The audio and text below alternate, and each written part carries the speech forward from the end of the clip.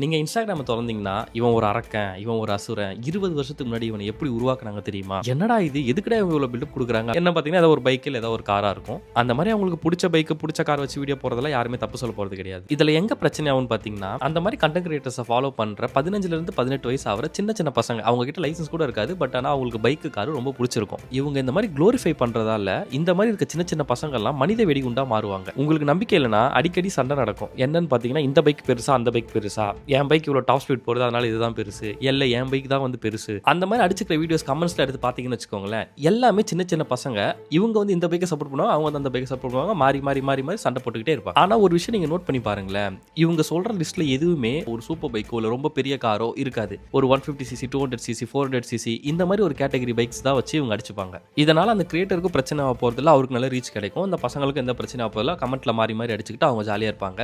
ஒரு பைக்கை கண்ணை மூடிக்கிட்டு கண்மூடித்தனமா அது என்னன்னே தெரியாம அது எனக்கு பிடிக்குன்ற ஒரே ரீசன்னால அந்த பைக்கை சப்போர்ட் பண்ணுறது வந்து ரொம்ப ரொம்ப ஒரு தப்பான விஷயம்.